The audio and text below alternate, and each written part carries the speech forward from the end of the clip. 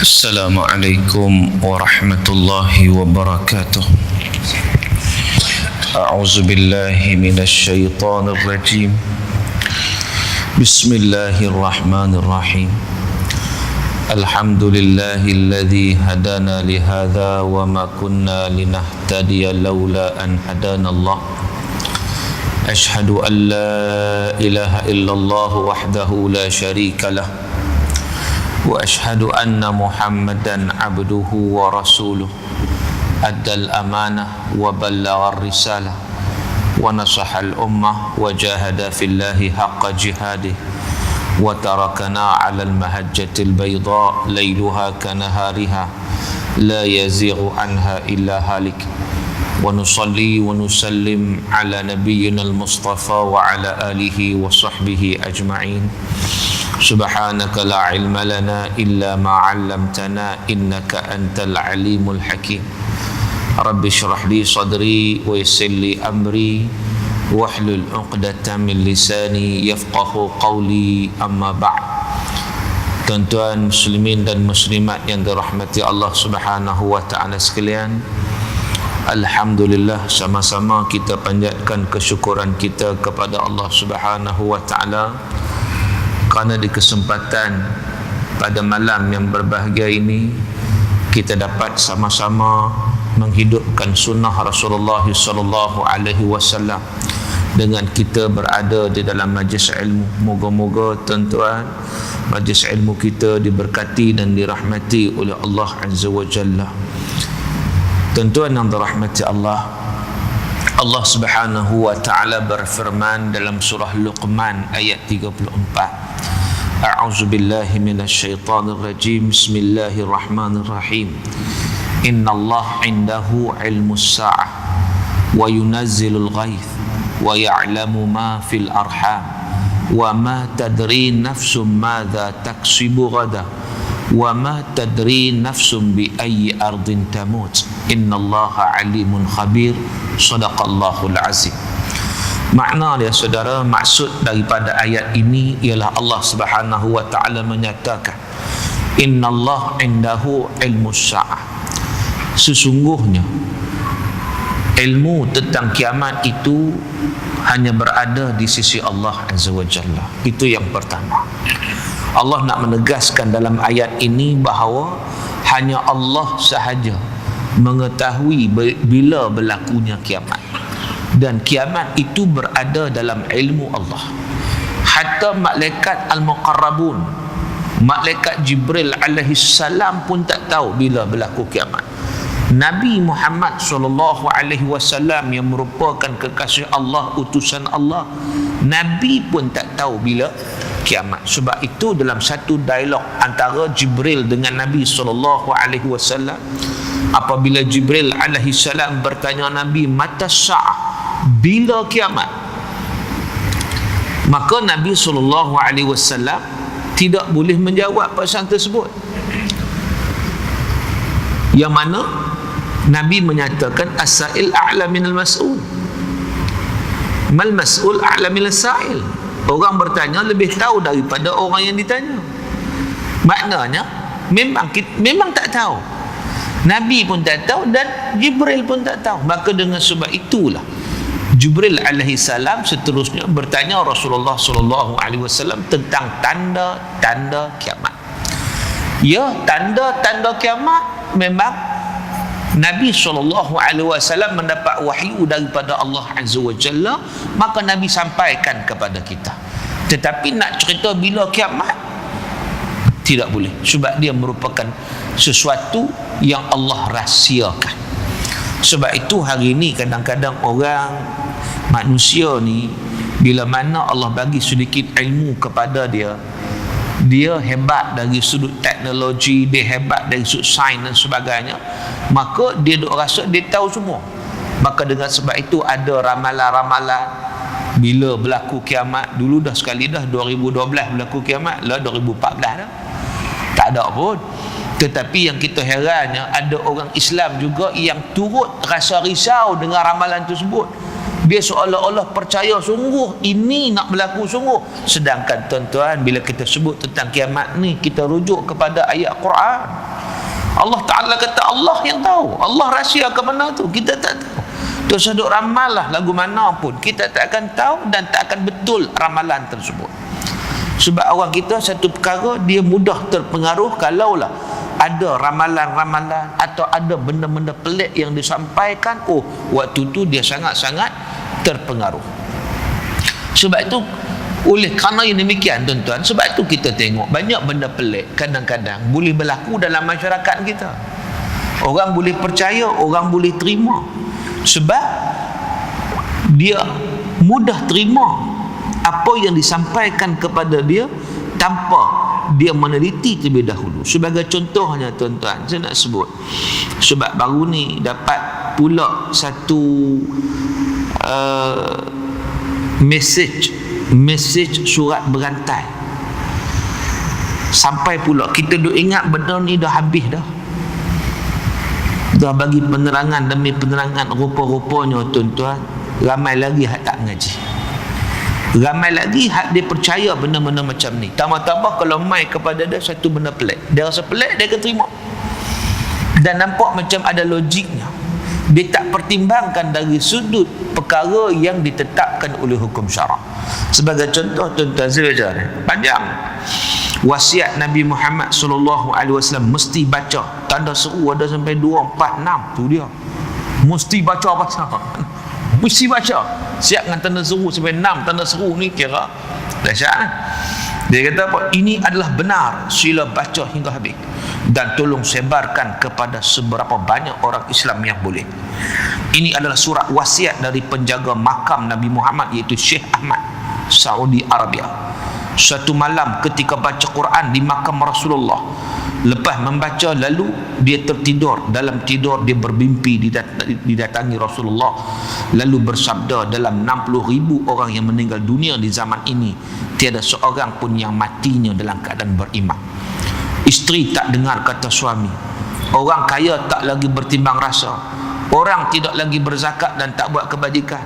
Oleh itu hendaklah kamu menyedarkan kepada orang Islam supaya buat kebajikan, kerana hari kiamat akan tiba di mana bintang akan terbit dari langit, sesudah itu matahari akan turun di atas kepala. Pesanan hamba berselawat untuk junjungan Nabi Muhammad, bertaubat dengan segera sementara pintu taubat masih terbuka. Bersalatlah, berzakat jangan ditinggalkan, tunaikan fardu haji bila kemampuan, jangan derhaka kepada kedua bapa. Setakat ni okey tak? Okey, tak ada masalah apa? Ya? Cuma masalah apa? Satu je saya nampak sini, ialah benda-benda ni dah ada dah dalam Quran, ada dalam hadis Nabi, tak perlu pada mimpi. Tak perlu nak rujuk pada mimpi. Sebab orang kita pada hari ni pantang mimpi. Sebab itu baru ni diwar-warkan dalam Facebook dan sebagainya, dikatakan 8 ulama Yaman bermimpi Dajjal dah keluar. Lalu orang pakai risau, 8 ulama Yaman dah mimpi ni Dajjal dah keluar, pakai risau belaka dah. Tuan-tuan, persoalan pertama saya nak tanya, siapa ulama Yaman tersebut? Satu, tak kata mimpi. Yang kedua, apakah penentuan Dajjal itu keluar adalah ditentukan dengan mimpi ataupun ditentukan dengan hadis Nabi SAW? Tuan-tuan, kalau dia mimpi sekalipun, walaupun kita tak tahu itu cerita tu main mana, tak tahu, tak ada sumber, katakan sungguh bila ada 4-5 orang mimpi, apakah kita nak pegang pada mimpi tersebut? Sedangkan kita ada hadis Nabi, Nabi cerita bagaimana Dajjal itu keluar, dia keluar di mana, bersama dia siapa, pada zaman bila, semua dah ada hadis Nabi. Lalu kalaulah orang mimpi sekalipun kata dia keluar, sedangkan dalam hadis tak lagi, maka nak pakai mimpi ke nak pakai hadis Nabi? Kenapa pakai hadis Rasulullah SAW? Dajjal itu keluar pada zaman Mahdi, Mahdi pun tak ada lagi. Macam mana Dajjal itu nak keluar? Itu disebut dalam hadis Rasulullah SAW. Jadi maknanya orang kita pantang mimpi pun dia pakai. Sebab itu mimpi tuan-tuan, dia ada 3 kategori mimpi. Ar-ru'ya thalatha. Ru'ya ni, mimpi ni ada 3 kategori. Yang pertama, mimpi benar, mimpi baik. Bila kita dapat mimpi baik, alhamdulillah, kita bersyukur pada Allah, cukup kat tu je. Bukan maknanya kita nak pegang mimpi kita, nak buat satu hukum pula. Kita pegang mimpi kita, kita nak beritahu inilah ketetapan mimpi kita ni mesti ditetapkan tentang suatu. Tak. Mimpi baik, alhamdulillah, cukup satu. Yang kedua, mimpi daripada syaitan. Mimpi daripada syaitan. Hak ni bila kita mimpi, tuan-tuan, a'udzubillahi minasyaitonir rajim. Kita beristiazah, memohon perlindungan Allah daripada syaitan. Yang ketiga, mimpi mainan tidur. Kita duk teringat sesuatu, teringat sangat. Dah sebulan lebih dah cari MH370 tak jumpa. Sampai duduk teringat bincang kawan macam mana ni, teori apa ni, tiba-tiba tidur mimpi kita duduk dalam kereta terbang tersebut, duduk kat kokpit sebelah pilot. Tu dia mimpi. Lepas tu kita pun cerita dalam Facebook, aku malam tadi aku bermimpi. Sebenarnya mimpi real punya, tuan-tuan, itu mainan tidur. Maka dengan sebab itu dalam hukum syarak, mimpi tidak boleh dijadikan sebarang hujjah. Hatta mimpi baik sekalipun, itu untuk kita saja, bukan nak dijadikan sebagai satu dalil dalam menentukan sesuatu. Tak boleh. Baik, balik cerita ni. Dia kata mimpi, tak apalah, benda setakat dia okey belaka, menunaikan fardu haji apa, jangan derhaka pada mak ayah, okey. Sambung lagi, untuk maklumat. Untuk maklumat, seorang saudagar dari Bombay telah menerima surat ini dan beliau telah mencetak sebanyak 20 salinan dan mengirimkan kepada orang lain. Dia kemudiannya dianugerahi Allah dengan mendapat keuntungan yang besar dalam perniagaannya. Dapat mesej ni, dia cetak 20, kalau ni forward lah, dia tak boleh cetak lagi dah, hantar 20 orang. Wih, orang Bombay ni dia untung besar. Satu. Yang kedua, seorang hamba Allah telah menerima surat ini tetapi tidak mengendahkannya dan menganggap wasiat ini palsu, maka selang berapa hari kemudian anaknya meninggal dunia. Jangan buat main, dia kata, hantar endah lagi. Selang berapa hari ni anak meninggal dunia. Nombor 3, pada tahun 77 Tun Datuk Mustafa, bekas Ketua Menteri Sabah, menerima wasiat ini, kemudian mengarahkan setiap usahanya mencetak sebanyak 20 salinan dan menghantarnya kepada orang lain. Maka selang beberapa hari kemudian dia telah mendapat hadiah dari kebajikan masyarakat di Malaysia Timur. Tu habuan dia. Tan Sri Razali Jawi, bekas Menteri Besar Perak, secara tak langsung dipecat dari jawatannya kerana apabila beliau menerima wasiat ini, beliau terlupa mencetak 20 salinan untuk disebarkan kepada orang lain. Tetapi beliau telah menyedari kesilapannya, lalu beliau mencetak semula wasiat ini dan mengirimkannya kepada orang lain. Beberapa hari kemudian beliau telah dilantik Menteri Kabinet Perdana Menteri, jawatan Perdana Menteri. Power tak powernya surat ni kan? Yang kelima, Zulfikar Ali Bhutto telah menerima surat wasiat ini dan dia tak percaya akan kebenarannya, lalu dia buang dalam tong sampah. Seminggu kemudian beliau dijatuhkan hukuman pancung sampai mati. Di Terengganu, seorang pekerja bengkel kenderaan menerima wasiat ini dari pengirim yang tidak dikenali yang datang dari Perak. Lalu beliau membuat 20 salinan seperti yang dituntut. Alhamdulillah, dia dianugerahkan oleh Allah seorang gadis berakhlak mulia seperti yang dituntut dalam Islam. Dan anugerah ni paling agung, tidak ada tandingannya. Tu dia kan, dia dapat isteri comel kan. Tu dia. Di Terengganu juga seorang hamba Allah telah menerima surat ini dari orang yang tidak dikenali, tapi beliau tidak mengendahkannya, mengatakan ia bohong belaka. Maka beberapa hari kemudian dia telah mendapat penyakit ganjil dan penderitaannya amat menyedihkan. Setelah 3 minggu mendapat rawatan rapi di hospital, penyakitnya sukar juga diubati oleh doktor. Akhirnya beliau teringat wasiat ini dan mengedarkan kepada orang lain. Seminggu kemudian barulah beliau berasas sembuh hingga sekarang. Tu dia tuan-tuan yang dirahmati Allah Ta'ala sekalian. Maka dia kata, hendaklah apa? Maknanya sebarkan mesej ini. Tuan-tuan, tolong sebarkan kepada sesiapa sahaja. Orang kita masih lagi doa hantar benda lagu ni. Tuan-tuan, ini melibatkan akidah kepada Allah Subhanahu wa Ta'ala. Mesej yang seumpama ini kalau kita percaya, ianya adalah syirik kepada Allah. Syirik. Pasal apa syirik? Sebab seseorang itu percaya surat itu boleh memberi manfaat dan juga mudarat. Surat itu ada power, ada kuasa. Dia boleh bagi manfaat, kepada orang yang mengedarkannya, dan dia boleh bagi mudarat kalau orang tak mengedarkannya. Di mana kuasa Allah Subhanahu wa taala? Jadi orang yang percaya bermakna dia sudah jatuh syirik, dia menduakan Allah. Dia percaya ada satu kuasa yang lebih hebat daripada Allah Azza wa Jalla yang boleh bagi manfaat dan juga mudarat. Sedangkan di manakah yang duk baca bismillahilladzi la yadurru ma'asmihi syai'un fil ardi wala fis sama' wa huwa samiul alim? Ni amal ke tak amal benda ni? Di kadang amal pun tak faham, tak tengok ke bagaimana yang nak bagi manfaat, nak bagi mudarat ni hanyalah Allah Subhanahu wa taala. Bukan surat-surat yang seumpama ini. Walaupun dia kata, oh surat dia kata suruh sembahyang. Suruh sembahyang bukan itu surat ni. Quran suruh kita solat, Nabi suruh kita solat. Itu satu kewajipan, bukan kerana surat ni. Jadi tak kena mengena. Tapi masih, mengapa orang masih percaya? Sebab nampak benda pelik orang percaya. Orang kita ada dua benda saya tengok dia mudah percaya, terutama orang tak mengaji.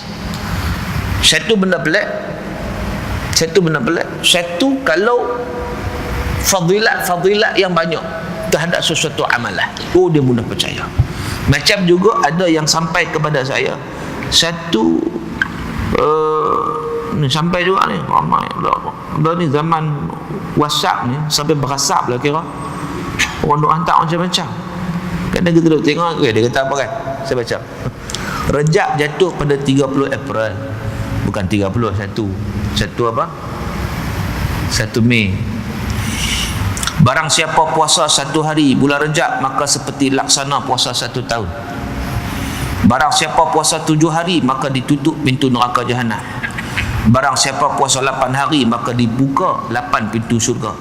Barang siapa puasa 10 hari, akan dikabulkan segala permintaannya. Barang siapa ingatkan kepada orang lain tentang ini, dia dapat pahala ibadah selama 80 tahun. Oh tu pakai nak bagi tahu tak kira, tu forward tak kira. Abang bagi tahu seorang 80 tahun ibadat, begitu 10 orang tak 800 tahun. Tak payah main masjid, tak payah main ngaji dah tuan-tuan, tak payah dah main ngaji. Sebab apa? Sebab forward yang ni nya dia dapat berapa? 10 orang 800 tahun dah untuk ibadat kepada Allah. Ini tuan-tuan adalah hadis palsu. Tapi orang kita diseronok tengok. Wih, fadilat besarnya, fadilat banyak ni. Dia tapih tak fadilat itu? Dia bukan masalah puasa bulan Rejab. Puasa bulan Rejab sunat tuan-tuan secara umumnya, sebab dia masuk bulan haram. Tak ada masalah bab puasa ni. Tapi masalahnya dari sudut meletakkan pahala tertentu terhadap satu amalan. Hak nak tahu pahala dosa ni siapa? Ulama tahu ke? Ulama tak tahu.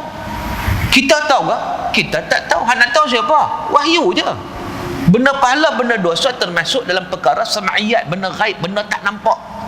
Benda yang tak nampak kita dengar saja. Dengar daripada mana? Daripada Quran, daripada hadis Nabi SAW.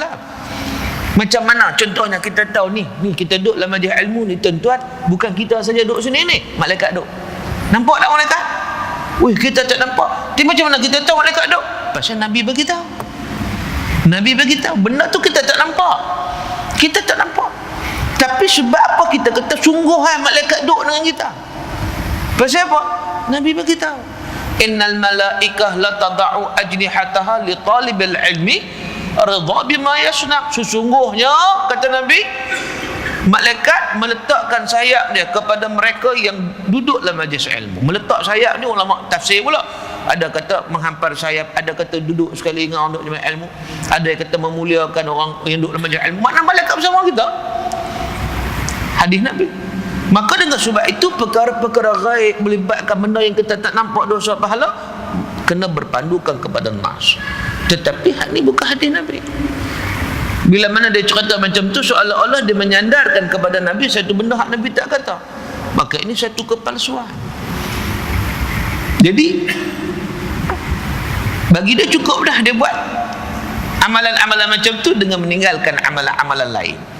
Sebab itu tuan-tuan, bukan maknanya tak boleh puasa Rejab. Memanglah sunat kita puasa. Puasa Sya'ban, sunat kita puasa sebagai satu persiapan pula untuk kita berjumpa dengan bulan Ramadan Al-Mubarak.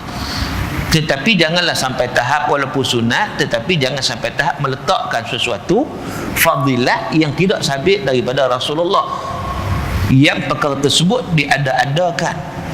Kita takut termasuk dalam kategori hak Nabi sebut, man kadzaba alayya muta'ammidan falyatabawa maq'adahu minan nar. Sesiapa yang mendustakan kepada aku dengan sengaja, maka tersedialah baginya satu tempat dalam api neraka, wal a'yazubillah. Sebab itu bila kita pada zaman sekarang, zaman fitnah ini, bila sampai satu berita, jangan kita kongsi lagi, jangan kita forward lagi, jangan kita sampaikan kepada orang, melainkan setelah ditabayyun terlebih dahulu. Fatabayyanu.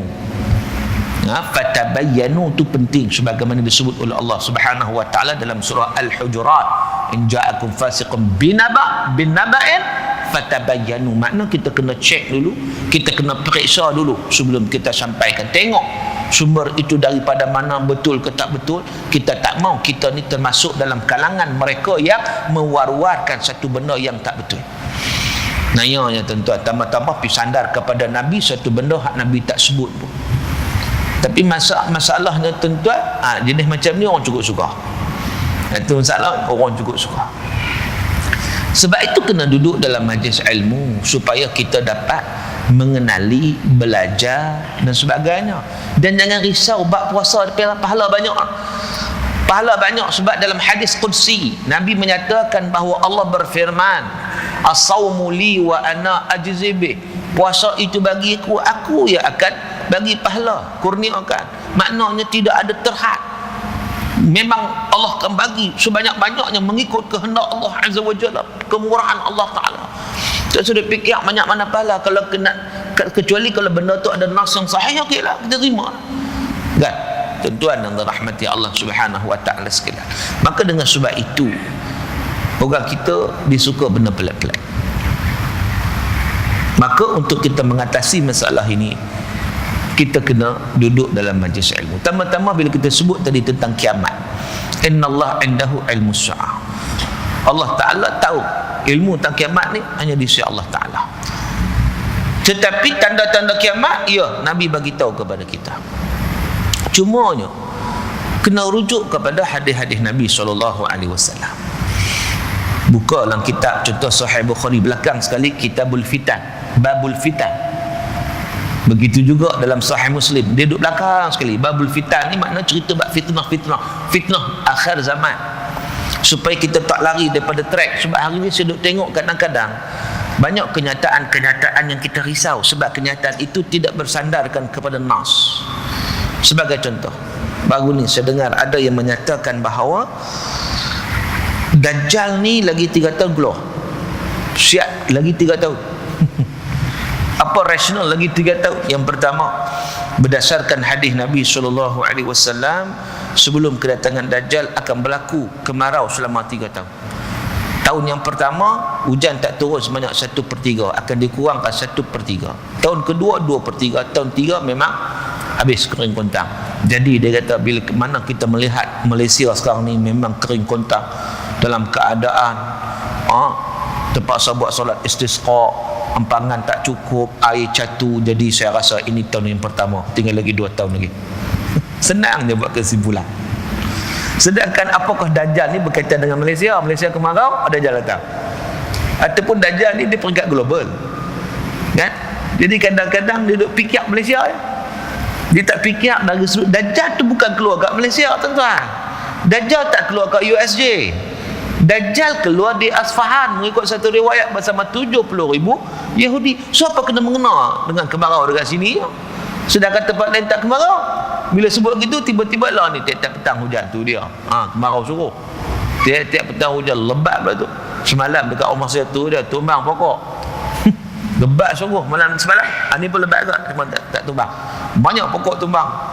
Kan? Jadi maknanya tuan-tuan, orang kadang-kadang dia mudah sangat. Dia menggunakan dia punya akal dia untuk apa, menyatakan sesuatu, sedangkan benda-benda gaib macam tu, tanda-tanda kiamat dan sebagainya, benda itu kena refer kepada hadis Nabi SAW. Sebab benda tu benda tak berlaku lagi. Kita tak tahu tuan-tuan. Memang tak tahu. Kalau orang boleh kata dia tahu benda gaib, benda tak berlaku lagi, dia tahu, maka itu dipanggil sebagai kahin, tukang tilik. Ini syirik pula. Macam dalam hadis Nabi kata apa? Man ata arrafan au kahinan fasaddaqahu bima yaqul faqad kafara bima unzila ala Muhammad sallallahu alaihi wasallam. Sesiapa yang datang kepada arraf, apa itu arraf? Mengikut apa disebut di Imam Al-Baghawi, arraf ni dia mendakwa dia tahu benda gaib. Dia mendakwa dia tahu benda gaib. Contohnya orang barang hilang dia tahu siapa ambil, syok tak mana, siapa curi, dia tahu benda-benda gaib itu. Itu dia panggil arraf. Kata Nabi, siapa yang datang jumpa arraf au kahin ni tahu benda gaib juga, benda yang akan datang. Dia tahu, dia tengok, macam nak tengok tangan, tilik tengok tangan. Hang ni nampak ni bini 3 ni. Tu dia. Ingat macam mana hang tahu? Ada lah ni, memang sure memang bini 3. Contohnya. Jadi tuan-tuan, dia tilik benda-benda akan datang, kononnya dia mengetahui apa yang akan berlaku pada masa akan datang. Apa kata Nabi SAW? Bila orang jumpa Tok Bomo, Tok Dukun dan tukang tilik ini, fasaddaqahu bima yaqul, dan dia yakin, dia percaya, dia membenarkan apa yang orang itu kata, faqad kafara bima unzila ala Muhammad SAW. Dia telah menjadi kufur terhadap apa yang diturunkan kepada Nabi SAW. Wal a'yazubillah. Satu. Dalam hadis yang lain yang diriwayatkan oleh Imam Muslim, man ata arrafan fasa'alahu an syai'in fala tuqbal minhu salah 40 lailah atau kama qala. Iaitu seorang yang datang jumpa tok dukun hak konon tahu benda gaib macam inilah, dia bertanya sesuatu, baru tanya, dia refer rujuk, dia tak percaya lagi, baru rujuk, refer baru, fala tuqbal, tak diterima daripadanya solat 40 malam, 40 hari 40 malam. Para ulama kata apa beza hadis tadi dengan hadis ni? Hadis ni cerita dia baru tanya, baru refer, buat rujukan, dah tak terima 40 hari 40 malam. Hak satu lagi, dia percaya, dia yakin, dia membenarkan pula dengan apa yang disebut kufur dengan apa yang diturunkan kepada Nabi, kufur kepada wahyu Allah Subhanahu wa taala. Tu ada dua keadaan di situ. Dua-dua teruk tuan-tuan. Dua-dua ada masalah. Sebab itu benda macam ni kena mengaji. Tak ada jalan lain. Orang mengaji itu pun lepas mengaji kena faham pula. Tak boleh mengaji saja. Berapa ramai orang mengaji tapi tak faham. Nak faham macam mana? Start mula-mula duduk majlis ilmu sampai ke sudah lenak daripada mula habis. Dengar-dengar orang qamat, ya Allahu Akbar, Allahu Akbar. Tiap kali macam tu, memang tak faham sungguh. Duduk tu bagus dah, dapat pahala dah duduk tu, tapi tak faham. Bila tak faham, macam mana nak faham Islamnya? Nabi SAW sebut, may yuridillahu bi khairan yufaqihu fid din. Sesiapa yang Allah Ta'ala kehendaki kebaikan padanya, akan dipahamkannya perkara agama. Dia reti, dia faham, dia mengaji, dia faham, dia tahu keadaan. Dia tahu bila mana orang buat mendakwa, kiamat berlaku tahun 2062. Totally wrong. Dakwah ni salah. Pasal apa? Pasal dia mengaji. Kiamat tu ilmu Allah Ta'ala. Sedap.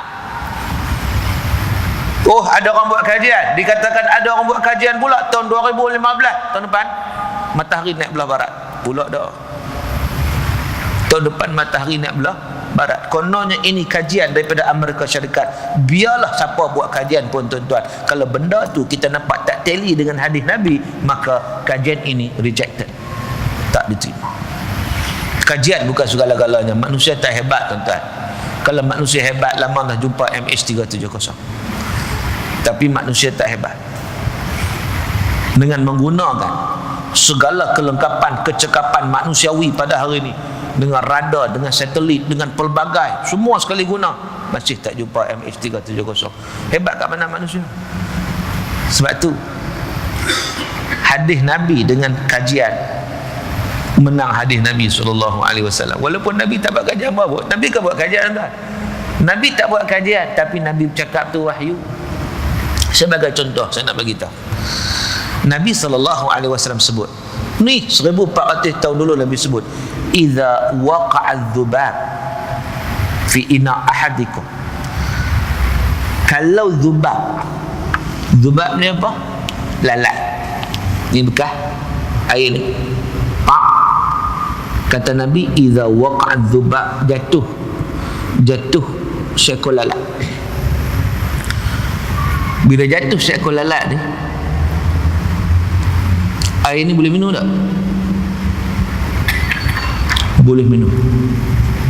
Tapi dengan syarat Nabi kata falyaghmisu. Tenggelamkan lalat itu, kemudian buang lalat.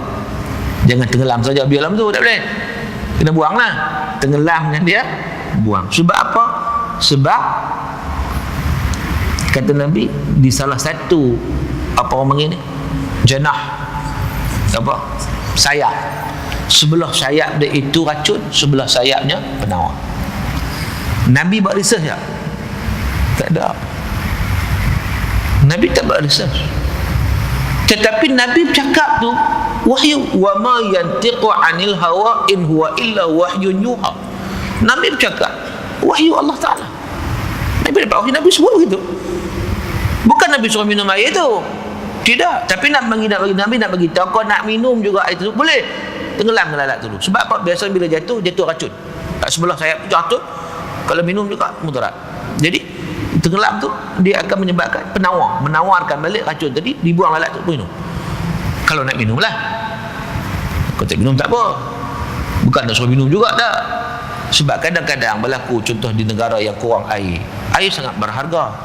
Maka dengan sebab itu kalau kita pun kalau dah harga sangat-sangat tuan-tuan, tak ada air, tak harga sangat-sangat, lalat pun lalat lah kan. Waktu tu tak kira lah, tengah air banyak tak apalah, tengah betul-betul kering marau tak ada air. Contohnya air minyak ni ada, dah harga sangat, minum juga. Dan Nabi pesan nak minum, celup lalat tersebut baru keluarkan dia. Tuan-tuan, nak ceritanya Nabi tak perlu buat research. Orang hari ni buat research, tengok kebenaran apa yang disebut oleh Nabi sallallahu alaihi wasallam. Kajian yang telah dibuat menyatakan bahawa lalat ni dia salah satu sayap, kalau tak silap saya belah kiri, kalau tak silap saya lah, takut confuse kiri kanan, sayap belah kiri dia tu mengandungi racun ataupun dia panggil bakteria jahat. Bila mana dia jatuh je, maka racun itu akan masuk dalam air. Sebab kita tahu lalat duduk kat mana, kita tahulah merata dia duduk kan, tempat najis lah, tempat macam-macam. Jadi benda tu ada bakteria, zak masuk. Lalu orang buat kajian, bila mana kalau biar macam tu dia, memang air ini penuh dengan bakteria virus. Tetapi ditenggelamkan, dia jadi macam mana? Tengok pula sebelah sayap lagi, yang sebelah kanan tu tengok dia ada bakteria juga, tapi bakteria baik. Bakteria baik tu namanya B-circulant. B-circulant nama dia punya bakteria tersebut. Dan bakteria baik itu dia lebih kuat daripada bakteria jahat tu. Bila mana dia tenggelam dan dia bertindak balas dengan air. Sebab tu Nabi suruh fal yaghmisu, cepat-cepat tenggelam dengan dia. Sebab apa? Bila dia masuk dalam itu, dia punya bakteria baik itu akan makan bakteria jahat. Dia meneutralkan segala racun yang ada dalam air tersebut. Kajian hari ni tuan-tuan, bila tengok buat tengok dapat terkejut bahawa begitulah yang kata lalat. Nabi SAW tak perlu buat kajian pun. Nabi dah sebut 1400 tahun dulu. Nak cerita apa? Itulah kita kata, kadang kajian kat mana pun hadis itu lebih utama. Kalau tu kajian yang betul, memang tepat apa yang dibuat tu, nampak hak Nabi sebut tu. Sebab tu tapi kalau kajian itu dibuat dengan cara tak betul, mesti tak teli. Bertembung kajian dengan hadis, kita akan pilih hadis Nabi sallallahu alaihi wasallam lagi yang sahih. Sebab tadilah Nabi sallallahu alaihi wasallam tak cakap daripada hawa nafsu. Walaupun Nabi tak buat research, Nabi tak perlu research. Sebab apa? Sebab pengetahuan itu datang daripada Allah Subhanahu wa taala. Allah mencipta semua, hatta bakteria itu pun diciptakan oleh Allah Azza wa Jalla. Macam juga kalau kita tengok tuan-tuan, kadang-kadang kita terfikir, sebab apa? Bila mana kita berwuduk dengan air, tak ada wuduk, tak boleh air dengan tanah bertayamum. Sebab apa tanah? Persoalannya, kita kena anjing tuan-tuan, anjing main jilat kaki. Kita nak kena sama. Kena sama tak kalau anjing jilat kaki? Ada orang buat satu masalah fiqh. Ahmad sedang solat, lalu anjing datang dan menjilat kakinya. Sah tak solat Ahmad? Sah ke tak? Sah ke tak? Sah ke tak? Nak tahu ni? Ini fiqh. Sah. Pasal anjing tu jilat kaki dia sendiri, bukan jilat kaki Ahmad. Itu trik punya soalan. Ahmad sedang solat, lalu datang anjing menjilat kakinya. Kaki anjing tu kaki Ahmad. Itu nak masalah apa? Tak ada masalah. Yang masalah kalau menjilat kaki Ahmad, tu masalah lah. Sebab kata Nabi SAW, idza walighal kalbu ina'a ahadikum falyaghsilhu sab'an ulahunna bitraq. Hadis sahih riwayat Imam Muslim. Nabi kata apa? Sekiranya anjing menjilat bekas kamu, maka bekas tu kamu kena basuh dengan 7 kali. Falyaghsilhu sab'an, basuh 7 kali. Ulahunna bitraq, mula dengan ayat tanah. Persoalan pasal apa tanah? Tak boleh benda lain ke? Pasal apa Nabi sebut tanah? Itu yang kita panggil sebagai najis mughalazah tu kan. Pasal apa tanah? Nabi suruh lagu tu, jangan cakap banyak. Sebab Nabi lebih pengetahuan Nabi. Sesuatu yang Nabi sebut memang tepat. Hari ni baru orang buat kajian tentang tanah. Orang buat kajian tentang tanah. Saya tengok satu kajian yang dibuat. Tanah ni tuan-tuan, ada satu pengkaji itu, dia nak tengok bakteria, virus yang wujud dalam tanah. Lalu dia pergi ambil tanah apa tuan-tuan? Dia pergi ambil tanah kubur. Sebab apa dia ambil tanah kubur? Sebab biasanya tanah kubur ni dia menghimpunkan pelbagai bakteria, pelbagai virus. Bayangkanlah yang masuk kubur tu mati macam-macam. Ada yang mati sakit kulit, ada yang mati buah pinggang, ada yang mati AIDS pun ada yang mati sakit jantung, ada yang mati kecing manik. Semua sekali mati masuk dalam tu. Bayangkan tuan-tuan tempat tu bagaimana keadaannya itu. Lalu para pengkaji ini mereka ambil tanah kubur itu, bukan nak bomor dah, nak buat kajian. Orang kita belum tentu kalau ambil tanah kubur ni. Bahaya. Tolong ambil tanah kubur. Kita kena tanya nak buat apa tanah kubur? Nak buat apa? Nak buat kajian kan, nak buat apa? Sebab ada orang tuan-tuan, dia sanggup upah kepada tukang mandi mayat untuk ambil air lebihan mayat. Dia sanggup bagi 10,000. 10,000. Kalau kita tengok duit, setakat nak ambil kita mandi mayat, tak dah bagi, dia nak apa betul lah, dapat 10,000. Tapi tuan-tuan, kita tahu dia melakukan benda syirik kepada Allah Ta'ala. Haram kita membantu, bukan nilai 10,000 tu yang kita lihat, tetapi bagaimana akidah itu yang kita tengok. Orang kita ni lagu tu dia maulah jenis-jenis benda pelik gitu. Sebab tu kalau orang ambil tanah kubur ni, kita nak tengok apa tujuannya. Tapi tak, pengkaji ni dia ambil tanah kubur nak tengok berapa banyak kandungan bakteria, virus yang ada di dalam tanah tersebut. Dan mereka amat terkejut saudara, apabila dibuat kajian, masuk makmal tengok-tengok, tak ada, neutral, kosong. Maknanya tanah itu walaupun dah masuk kuman pelbagai, tanah itu meneutralkan segala kuman-kuman, segala virus-virus yang ada. Maka di situ menunjukkan patutlah Nabi SAW suruh basuh dengan air tanah. Sebab kajian juga mendapati bahawa pada air liur anjing tu ada virus dan bakteria yang sangat-sangat berbahaya. Lalu bila basuh dengan air tanah tu, tanah tuan-tuan boleh selesai. Tak payah duk pakai sabun, nampak tanah. Walaupun nampak biasa tanah, tapi dia punya kesan sangat-sangat besar. Sebab tu saya teringat dulu, ingat saya pergi Gombak waktu tu, ada program sembang dengan tukang mandi mayat. Kadang-kadang saya seronok sembang orang yang banyak pengalaman.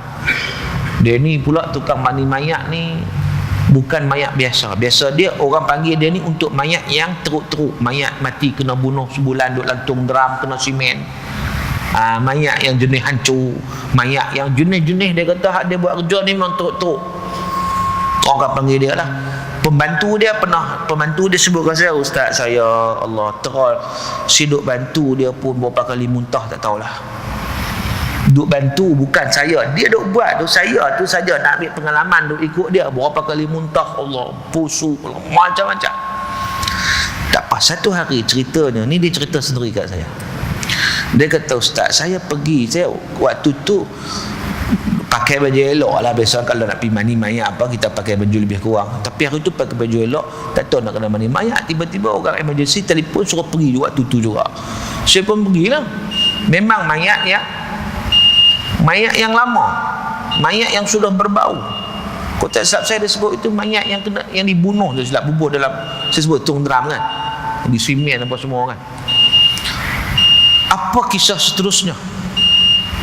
Kita sambung lepas ni, lepas azan isya, insya-Allah. Oleh itu jangan ke mana-mana, kita tunggu, kita sambung selepas azan isya.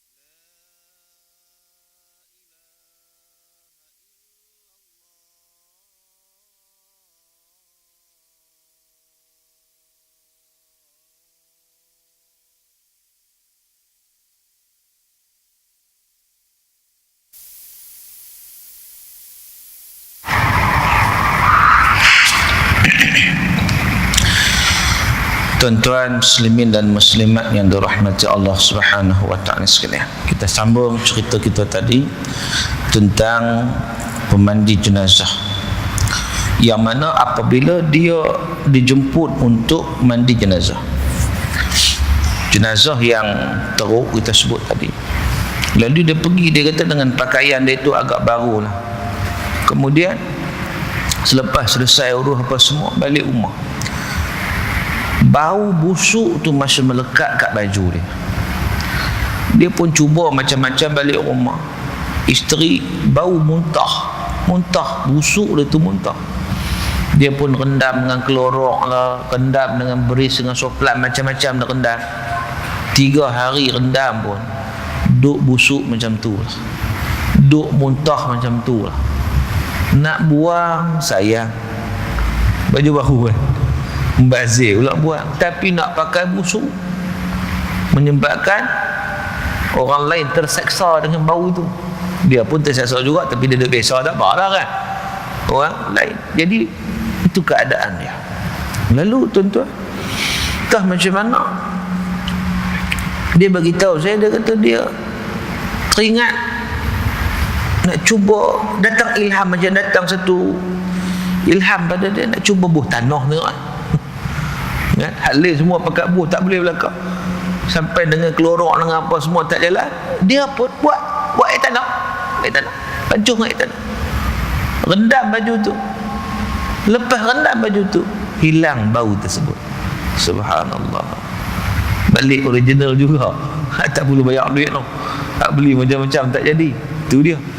Nak ceritanya kadang-kadang itu tanah, walaupun nampak tanah tak ada apa pun, tanah, tapi Allah Subhanahu wa ta'ala ciptakan tanah itu ada manfaat dia. Sebab tu tanah tu sebagai alat bersuci. Selain daripada air yang digunakan sebagai alat bersuci, tanah itu bersuci.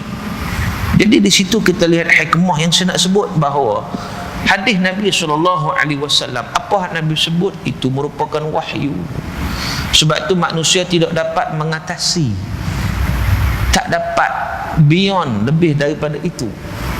Sebab itu keyakinan kita tuan-tuan, kalau sesuatu, hatta kalau orang buat kajian tiba-tiba tak tally dengan hadis Nabi, maka tetap dipilih hadis Nabi. Sebab itu menunjukkan kajian itu ada something wrong. Kena kaji lagi. Macam dulu ahli sains menyatakan bahawa, dulu saya ingat kecil-kecil saya mengaji dulu, dia kata matahari tak bergerak, ia bergerak, bumi je bergerak mengelilingi matahari, tapi matahari tak bergerak. Tetapi bila mana kita buka dalam surah Yasin, Allah Ta'ala sebut wasyams tajri limustaqarril laha, matahari itu bergerak pada paksinya. Allah sebut tentang matahari syamsu tajri, wa syamsu tajri ni kalau ikut bahasa Arabnya berlari lah kan, berlari, bergerak lah matahari tu. Kalau konteks kita manusia berlari, dalam konteks matahari dia bergerak. Ahli sains kata tak bergerak, tak pakai hak mana, nas kata gerak. Berapa ramai orang yang pegang kepada sains, dia tak pegang pada ayat Quran. Akhirnya sains pun berubah. Bila mana ahli sains pada hari ini, kalau kita refer balik ahli sains, kenyataan mereka pada hari ini, mereka bersependapat matahari bergerak. Nampak? Sebab manusia ni kajian mereka mengikut kemampuan. Hari ni dapat yang ni, akan datang mungkin dapat lain pula, ikut dia punya ketinggian, makin sikit makin meningkat. Tetapi yang kata sesuatu yang ada di sisi Allah Ta'ala, wahyu Allah, baik dalam bentuk Quran atau hadis Nabi, ini melangkaui semua sekali. Sebab apa? Sebab ia merupakan wahyu. Bila mana wahyu ini, ia mengatasi segala apa yang ada di atas muka bumi yang sementara, yang fana ini. Sebab itu tuan-tuan, kepercayaan, keyakinan kepada nas itu merupakan sesuatu yang perlu ada dalam diri kita. Apa yang ada dalam Quran, apa yang ada dalam hadis Nabi SAW yang sahih, yang ini yang kita kena pegang. Dan sesungguhnya memang apa yang disampaikan oleh Nabi itu benar. Maka dengan sebab itu, kalau orang kata kajian saya sebut tadi, matahari naik 2015, tengok tanda-tanda kiamat yang disebut oleh Nabi. Munasabah ke tak munasabah. Dan matahari naik belah barat tu berlaku, kalau tengok ulama bila tengoklah hadis ni susun pula bincang hak mana dulu sebagainya, majoriti menyatakan bahawa tanda kiamat yang pertama, tanda-tanda besar, bukan tanda kecil berlaku banyaklah. Tanda besar kiamat yang pertama ialah dengan kedatangan Mahdi. Dan Mahdi itu pula, dia ni lahir di Madinah Munawwarah, nama dia Muhammad bin Abdullah kan? Bukan orang USJ lah ya. Dia lahir di Madinah. Nama dia kata Nabi sama dengan nama Nabi, Muhammad bin Abdullah. Dan dia akan menubuhkan satu kerajaan Sahdul Bai'ah. Dia akan menjadikan pusat pemerintahan di Baitul Maqdis. Baitul Maqdis pusat pemerintahan Imam Mahdi. Jadi tuan-tuan, aku duk tengok sekarang Baitul Maqdis duduk tangan siapa? Masih lagi Yahudi. Bila agak-agak boleh settle tak sebelum tahun depan? Kan boleh settle tak? Dan Imam Mahdi itu pula bila memerintah, dia duduk di Baitul Maqdis, ada riwayat menyatakan dia perintah selama 7 tahun, ada yang kata sampai 40 tahun, tapi para ulama bahagi dia kata mungkin 40 tu keseluruhan, tapi ada zaman kegemilangan. Gemilang dia 7 tahun. Dia adalah fatrah-fatrah macam pemerintahan biasalah. Abbasiyah, Umayyah, Uthmaniyah, dia ada waktu mula, ada waktu peak dia, ada waktu jatuh dia. Ada. Memang itu circle-nya ada. Jadi kalau kita ambil yang 7 tahun sudahlah. 7 tahun Imam Mahdi perintah.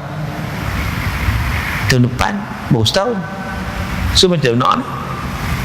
Mahdi bentar lagi. Dan lepas Mahdi pula Dajjal pula. Lepas Dajjal siapa pula? Nabi Isa pula. Lepas Nabi Isa siapa pula? Ya'juj Ma'juj pula. Jadi macam mana matahari nak naik 2015? Jadi benda yang seumpama ni, benda gaib, rujuk pada nas. Walaupun itu kajian masuk dalam surat khabar. Surat khabar bukan Quran. Walaupun orang Indonesia panggil Quran, tapi dia bukan Quran, surat khabar. Kan? Jadi apapun kita kena lihat bagaimana benda-benda gaib terutamanya kita kena rujuk apa yang disebut oleh Nabi SAW. Nabi SAW tak beritahu bila, tetapi ada dia punya tanda-tanda dia yang disebut oleh Rasulullah SAW, dan kita kena lihat tanda-tanda tersebut. Maka di situ kita dapat mengenal pasti dan kita tidak terjebak dengan pahaman-pahaman, ramalan-ramalan yang tidak ada asasnya yang dilakukan oleh orang ini. Sebab orang ini dia suka meramal, apatah lagi dalam suasana yang kadang-kadang banyak musibah yang berlaku kan. Musibah-musibah ni jadi dia pening, dia pun buat ramalan. Dan kebetulan pula masyarakat pula jenis suka menerima macam tu, ramalan-ramalan. Tapi kalau lagi pelik lagi dia seronok. Maka dengan sebab itu tak perlulah ramal tak ramal ni, kita rujuk, kita mengaji, tengok apa tanda-tanda kiamat yang disebut oleh Nabi SAW. Dan tanda kiamat yang paling hampir dengan kita sebenarnya terpedaya mati. Itu kiamat. Sebab Nabi kata faqad qamat qiyamatu sughra, bila orang tu mati telah berlakulah kepadanya yang dinamakan sebagai kiamat kecil. Jadi itu kita tak tunggulah Imam Mahdi, tak tunggulah Dajjal, tak tunggulah. Yang penting kita jaga diri kita baik-baik, kita pertingkatkan akidah kita, kita pertingkatkan kepahaman kita, kita beramal soleh untuk menjadi hamba Allah Ta'ala yang terbaik. Kerana yang paling dekat dengan kita sebenarnya kiamat kecil itu kematian. Itu paling dekat. Semalam ada sahabat telefon, kawan daripada Seri Pentas, dia telefon minta tolong doa. Adik dia terus ICU, tak sedar diri, umur 30-an, kena heart attack ke apa tu. Dia kata hari dah nampak cara tu lah. Ni mana kematian yang hampir. Sakit mati, kadang umur 30, kadang umur 40, kadang umur 20. Hari ni tuan-tuan kalau pergi hospital, kalau cek balik, ramai orang mati ni orang muda ke orang tua? Kalau hospital lah ni ramai orang muda kan, aman. Jadi maknanya itu tanda kiamat kan paling hampir dengan kita, yang perlu kita nak buat persiapan dan persediaan untuk menghadapi saat-saat itu. Itu satu saat yang sangat-sangat pasti, walaupun kita tak tahu bila, tapi dia sangat pasti. Kullu nafsin dha'iqatul maut, setiap yang bernyawa pasti akan merasai mati. Maka dengan sebab itu kita membuat persiapan dan persediaan untuk hari tersebut. Bila kiamat itu surah kepada Allah, memang Allah Ta'ala sahaja mengetahui. Innallah indahu ilmu sa'ah, Allah Ta'ala mengetahui ilmu tentang kiamat. Wa yunazzilul ghaith, Allah Ta'ala yang menurunkan hujan, bukan kita. Buat benih hujan pun Allah tak izin, tak turun hujan kan. Kalau manusia tu hebat, tak akan wujud kemarau. Pasal hebat, kemarau sikit tu dia buat pembenihan, hujan turun, relax ya. Kena je kan. Buat kat mana pun Allah tak izin kemarau situ lah. Kalau Allah izin, lebat lah. Maknanya yang menurunkan hujan adalah Allah. Walaupun kita tahu macam mana proses hujan, kita tahu boleh buat hujan, tak boleh. Allah Ta'ala saja yang maha berkuasa. Wa ya'lamu ma fil arham, Allah mengetahui apa yang ada dalam perut ibu. Hanya Allah mengetahui. Kita tak tahu. Orang kata ustaz, lah orang tahu ustaz dah. Lah orang tahu dah. Tengok jantina pun orang tahu. Scan krek atau ni anak lelaki, anak perempuan. Tuan-tuan, kita tahu tu setelah budak tu dah sempurna kejadiannya. Kalau dia baru umur sebulan, 2 bulan, kita tahu tak? Tak tahu juga. Allah Ta'ala tahu sebelum dia diciptakan. Tu dia. Makna tu dah challenge Allah Ta'ala. Allah Ta'ala dalam perut mak tu tak jadi lagi, Allah tahu dah. Hak jadi pun Allah tahu semua dalam ilmu Allah Ta'ala. Manusia ni sekarang tahu tu pun tahu dah besar dah. Dah budak tu terbentuk, dah lengkap apa semua. Scan nampak, baru nampak. Sebelum tu scan tak nampak apa. Tak tahu. Maknanya tu ada rasa hebat lah yang kata manusia dia tak tahu. Sebab tu seorang profesor pakar embriologi, ilmu embriologi, ilmu tentang janin, tentang anak-anak ni semua ni, lampau ni, dia terkejut apabila orang bagi kepada dia ayat Quran yang cerita tentang perkembangan anak dalam perut mak dia, daripada nutfah, mudghah, alaqah, apa semua kan, sampai habis lah. Dia terkejut. Dia kata macam mana orang boleh cerita benda ni. Orang kata kitab ni dah 1400 tahun. Bila 1400 tahun dia kata ini bukan daripada manusia. Manusia tak boleh. Manusia tak tahu apa dalam perut. Sekarang ni baru tahu. Tahu tu pun ada scan apa semua tu pun tak tahu semua lagi. Quran dah cerita lengkap tuan-tuan. Iqra bismi rabbikal ladzi khalaq. Khalaqal insana min 'alaq. Cuba kita tengok. Khalaqal insana min 'alaq. Manusia diciptakan daripada 'alaq. Diterjemahkan sebagai segumpal darah lah, tapi alaq itu asal perkataan dia benda yang bergantung. Asal perkataan alaqa tu maksud dia bergantung, kan? Apa yang bergantung? Sperma yang bergantung, yang bersenyawa di dinding rahim yang bersenyawa dengan ovum. Detailnya tu kalau betul-betul tengok tu, sains hari ni baru nak jumpa semua benda tu, baru nak jumpa. 1400 tahun dulu dah cerita dah. Maka dengan sebab itu profesor embriologi yang hebat pun serenda, ini bukan daripada manusia, ini tentu daripada Allah Subhanahu wa taala. Wa ma tadri nafsum madza taksibu ghadan. Manusia tak tahu apa dia nak buat esok. Kita boleh merancang, tapi Allah menentukan. Rancang semua cantik, tapi kita tak tahu apa akan berlaku esok tu, pada kita tak tahu. Wa ma tadri nafsum bi ayyi ardin tamut. Dan manusia juga tak tahu dia nak mati di mana. Boleh duduk sini ingat saya nak mati kat sini, belum tentu. Belum tentu. Kematian itu satu benda yang ditentukan oleh Allah Subhanahu wa taala. Nak ceritanya tuan-tuan, innallaha alimun khabir. Allah itu maha mengetahui dan maha meliputi pengetahuannya. Kita sangat-sangat lemah. Maka dengan sebab itu, sebagai manusia hamba Allah Ta'ala yang lemah, kita kena kembali kepada Allah Azza wa Jalla dalam setiap keadaan dan setiap perkara. Apa-apa perkara rujuk Allah Ta'ala dulu, bukan rujuk pakar-pakar manusia dulu, kan? Rujuk Allah, kembali kepada Allah. Mudah-mudahan Allah Ta'ala memberikan kekuatan kepada kita untuk kita semakin menghampirkan diri, mendekatkan diri, taqarrub ilallah Subhanahu wa ta'ala. Wallahu ta'ala alam. Tuan-tuan, itu sedikit perbincangan. Kena ikut nak bincang banyak lagi, tapi cukuplah sekadar itu pada malam ini. Mudah-mudahan diberkati dan dirahmati oleh Allah. Dan sebelum saya nak mengakhiri kuliah kita pada malam ini, saya buka kepada persoalan. Sesiapa yang mempunyai sebarang persoalan, dipersilakan. Ada nak tanya apa tak?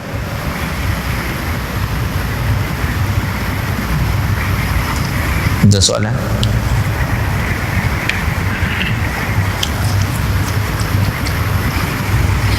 Tak ada? Ha? Tak ada, senyap sunyi. Faham ke tak? Tak tahu lah. Baik, kalau tak ada soalan, maknanya sekadar itulah sedikit perbincangan kita pada malam ini. Moga-moga insya-Allah sedikit yang kita bincang diberkati dan dirahmati oleh Allah Subhanahu wa taala. Apa yang baik itu datang daripada Allah. Salah silap saya pun maaf daripada kelemahan diri saya sendiri. Sekian, aqulu qawli hadza wa astaghfirullahal azim li wa lakum.